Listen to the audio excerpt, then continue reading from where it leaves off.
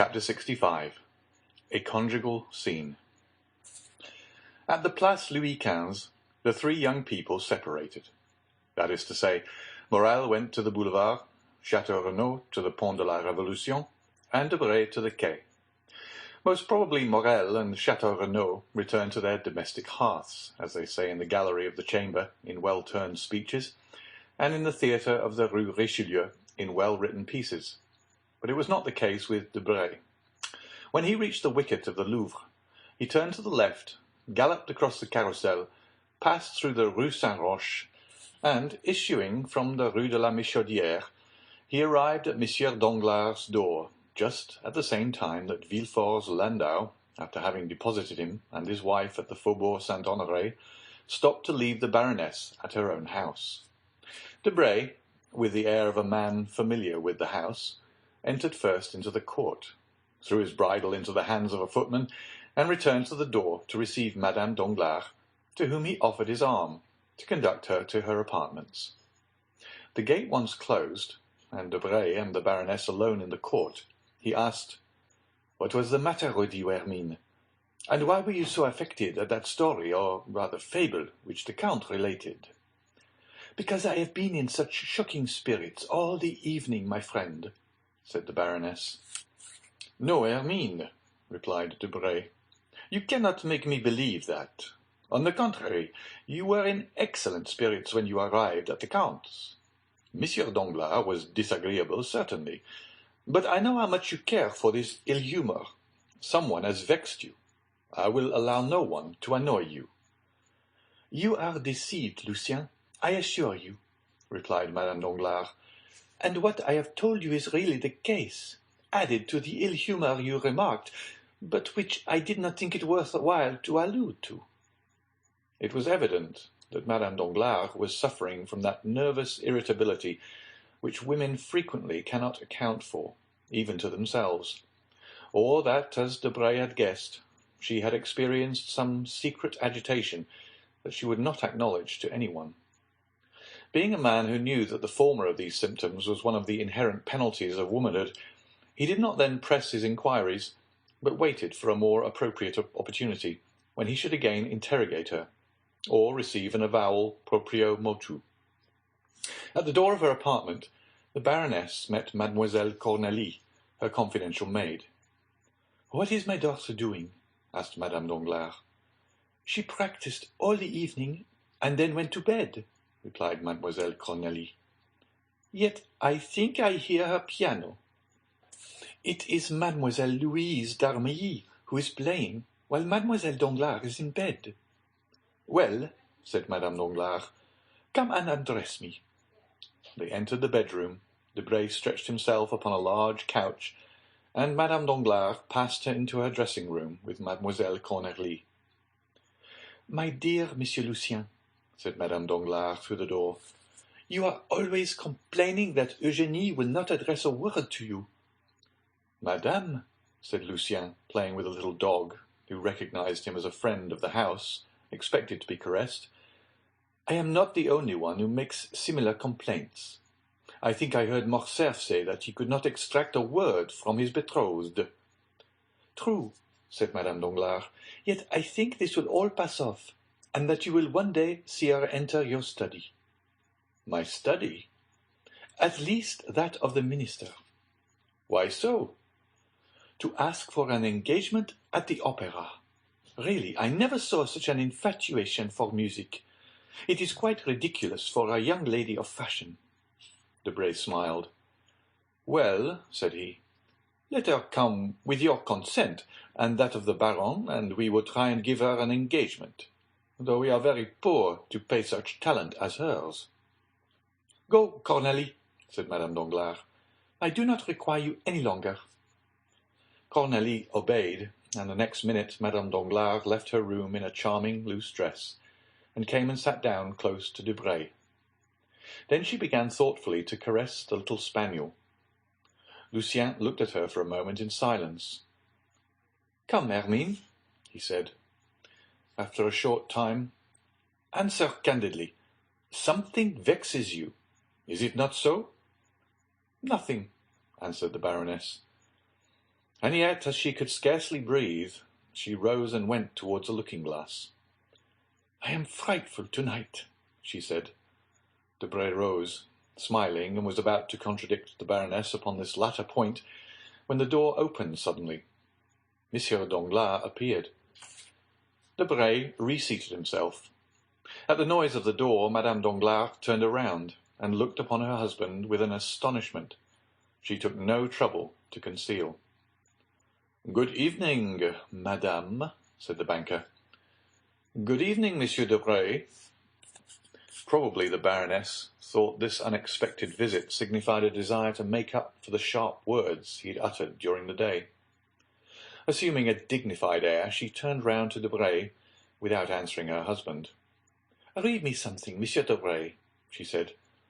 Debray, who was slightly disturbed at this visit, recovered himself when he saw the calmness of the Baroness, and took up a book marked by a mother-of-pearl knife inlaid with gold.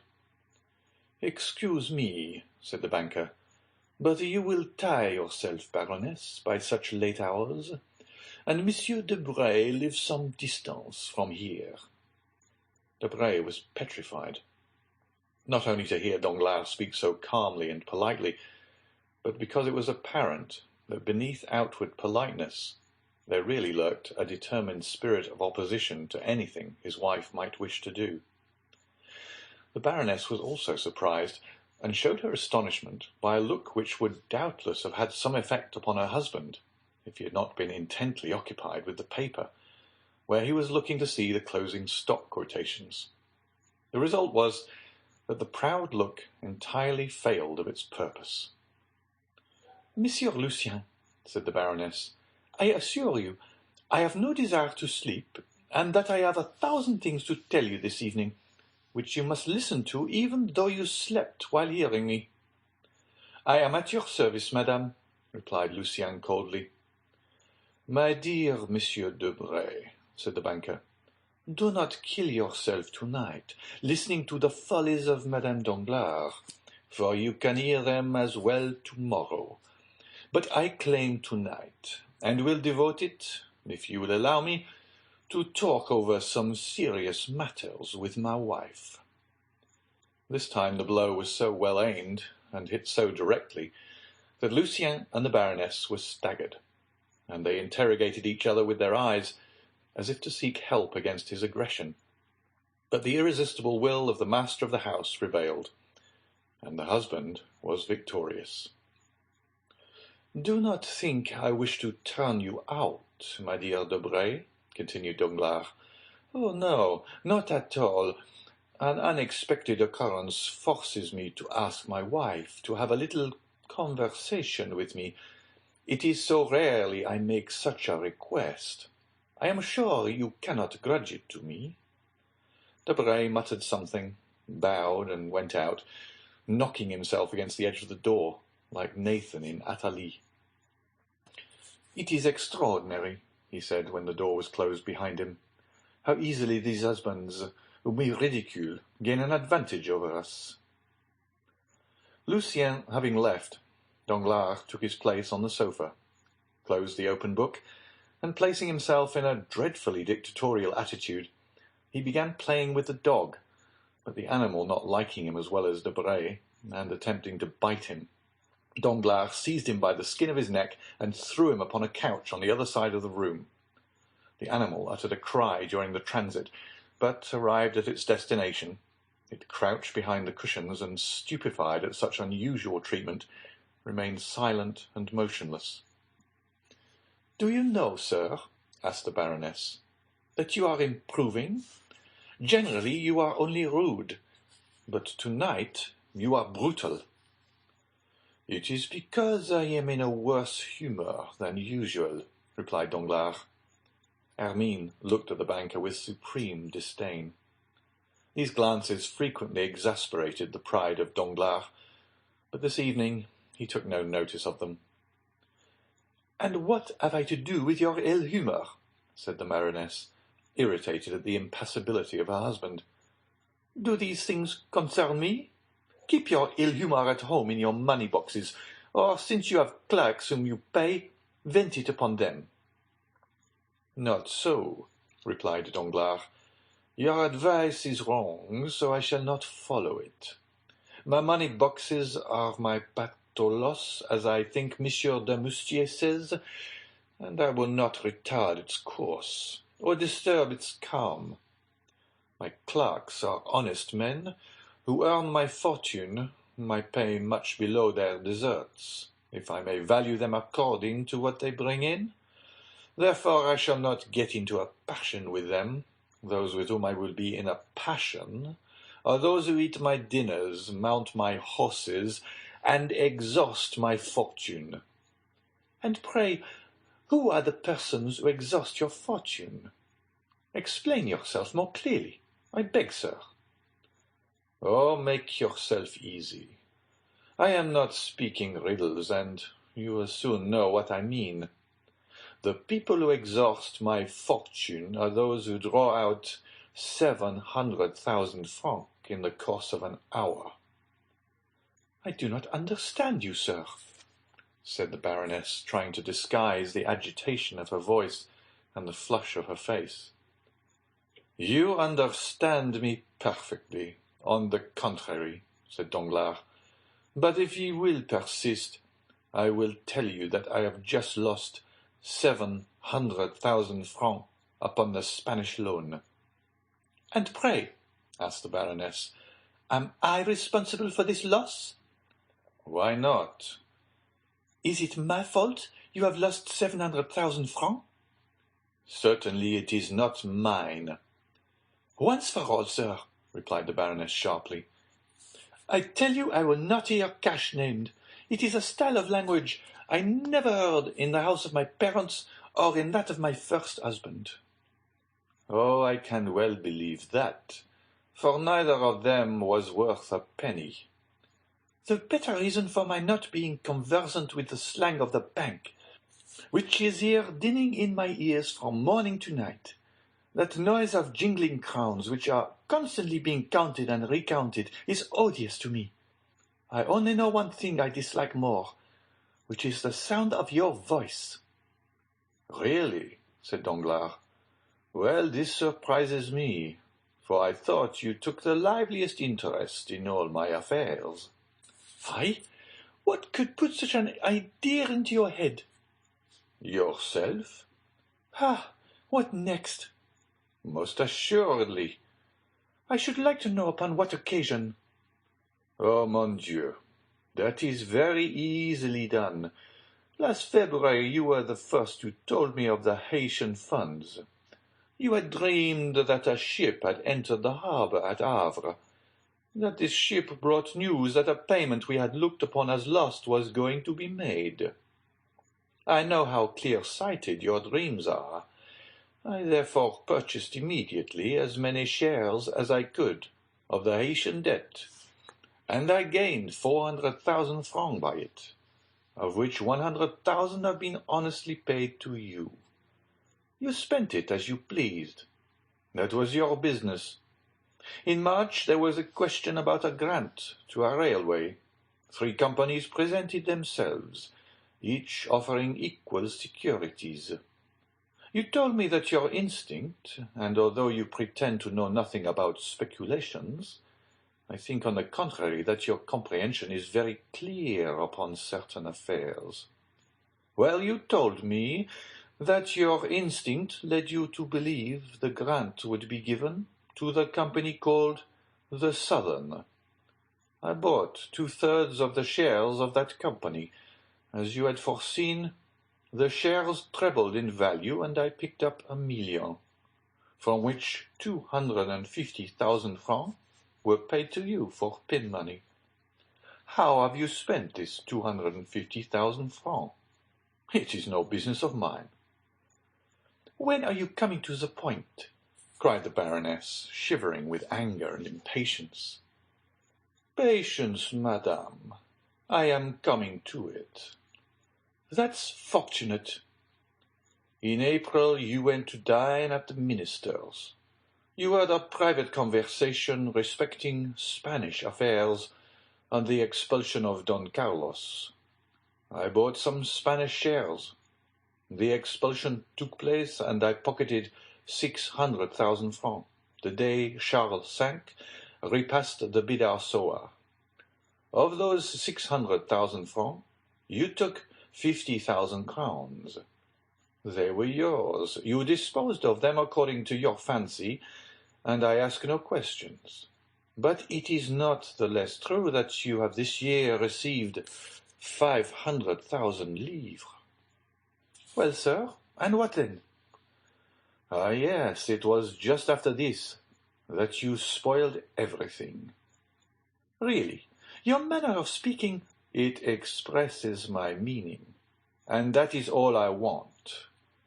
Well, 3 days after that you talked politics with Monsieur de Bray, and you fancied from his words that Don Carlos had returned to Spain. Well, I sold my shares.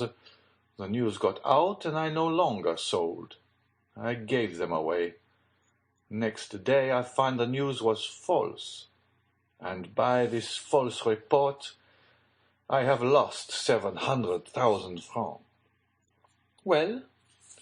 Well, since I gave you a fourth of my gains, I think you owe me a fourth of my losses. The fourth of 700,000 francs is 175,000 francs. What you say is absurd, and I cannot see why Monsieur de Bray's name is mixed up in this affair. Because if you do not possess the 175,000 francs I reclaim, you must have lent them to your friends, and Monsieur de Bray is one of your friends. For shame! Exclaimed the Baroness. Oh, let us have no gestures, no screams, no modern drama, or you will oblige me to tell you that I see de Bray leave here, pocketing the whole of the 500,000 livres you have handed over to him this year, while he smiles to himself, saying that he has found what the most skilful players have never discovered, that is, a roulette where he wins without playing, and is no loser when he loses. The Baroness became enraged. Wretch! She cried, will you dare to tell me you did not know what you now reproach me with? I do not say that I did know it, and I do not say that I did not know it. I merely tell you to look into my conduct during the last 4 years that we have ceased to be husband and wife, and see whether it has not always been consistent. Some time after our rupture, you wished to study music under the celebrated baritone who made such a successful appearance at the Theatre Italien. At the same time, I felt inclined to learn dancing of the danseuse who acquired such a reputation in London. This cost me, on your account and mine, 100,000 francs. I said nothing, for we must have peace in the house, and 100,000 francs for a lady and gentleman to be properly instructed in music and dancing are not too much. Well, you soon became tired of singing, and you take a fancy to study diplomacy with the minister's secretary. You understand, it signifies nothing to me so long as you pay for your lessons out of your own cash-box. But today I find you are drawing on mine, and that your apprenticeship may cost me 700,000 francs per month. Stop there, madame, for this cannot last. Either the diplomatist must give his lessons gratis, and I will tolerate him, or he must never set his foot again in my house. Do you understand, madame? Oh, this is too much, cried Hermine, choking. You are worse than despicable. But, continued Danglars, I find you did not even pause there. Insults! You are right. Let us leave these facts alone and reason coolly. I have never interfered in your affairs, excepting for your good. Treat me in the same way. You say you have nothing to do with my cash-box. Be it so. Do as you like with your own, but do not fill or empty mine. Besides, how do I know that this was not a political trick, that the minister, enraged at seeing me in the opposition, and jealous of the popular sympathy I excite, has not concerted with Monsieur de Bray to ruin me? A probable thing. Why not? Who ever heard of such an occurrence as this? A false telegraphic dispatch. It is almost impossible for wrong signals to be made as they were in the last 2 telegrams. It was done on purpose for me. I am sure of it. Sir, said the Baroness humbly, are you not aware that the man employed there was dismissed? That they talked of going to law with him? That orders were issued to arrest him, and that this order would have been put into execution if he had not escaped by flight, which proves that he is either mad or guilty. It was a mistake. Yes, which made fools laugh, which caused the minister to have a sleepless night, which has caused the minister's secretaries to blacken several sheets of paper, by which has cost me 700,000 francs. But, sir, said Emile suddenly, if all this is, as you say, caused by Monsieur de Bray, why, instead of going direct to him, do you come and tell me of it? Why, to accuse the man, do you address the woman? Do I know Monsieur de Bray? Do I wish to know him? Do I wish to know that he gives advice? Do I wish to follow it? Do I speculate? No. You do all this, not I. Still, it seems to me that as you profit by it— Danglars shrugged his shoulders. Foolish creature, he exclaimed. Women fancy they have talent because they have managed 2 or 3 intrigues without being the talk of Paris. But know that if you had even hidden your irregularities from your husband, was but the commencement of the art, for generally husbands will not see, you would then have been but a faint imitation of most of your friends among the women of the world. But it has not been so with me. I see, and always have seen during the last 16 years. You may perhaps have hidden a thought, but not a step, not an action, not a fault has escaped me, while you flattered yourself upon your address and firmly believed you had deceived me. What has been the result? That, thanks to my pretended ignorance, there is none of your friends, from Monsieur de Villefort to Monsieur de Bray, who has not trembled before me. There is not one who has not treated me as the master of the house, the only title I desire with respect to you. There is not one, in fact, who would have dared to speak of me as I have spoken of them this day. I will allow you to make me hateful, but I will prevent you rendering me ridiculous, and above all, I forbid you to ruin me. The Baroness had been tolerably composed until the name of Villefort had been pronounced. But then she became pale, and rising as if touched by a spring, she stretched out her hands as though conjuring an apparition. She then took 2 or 3 steps towards her husband, as though to tear the secret from him, of which he was ignorant, or which he withheld from some odious calculation, odious as all his calculations were. Monsieur de Villefort, what do you mean? I mean that Monsieur de Nargonne, your first husband, being neither a philosopher nor a banker, or perhaps being both, and seeing there was nothing to be got out of a king's attorney, died of grief or anger at finding, after an absence of 9 months, that you had been enceinte 6. I am brutal. I not only allow it, but boast of it. It is one of the reasons of my success in commercial business. Why did he kill himself instead of you? Because he had no cash to save. My life belongs to my cash. Monsieur Debray has made me lose 700,000 francs. Let him bear his share of the loss, and we will go on as before. If not, let him become bankrupt for the 250,000 livres, and do as all bankrupts do, disappear. He is a charming fellow, I allow, when his news is correct. But when it is not, there are 50 others in the world who would do better than he. Madame Danglars was rooted to the spot.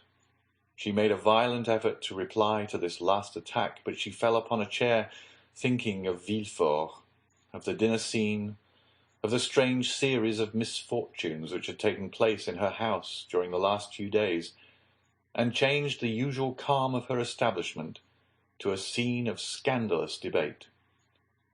Danglars did not even look at her, though she did her best to faint. He shut the bedroom door after him without adding another word, and returned to his apartments. And when Madame Danglars recovered from her half-fainting condition, she could almost believe that she had had a disagreeable dream.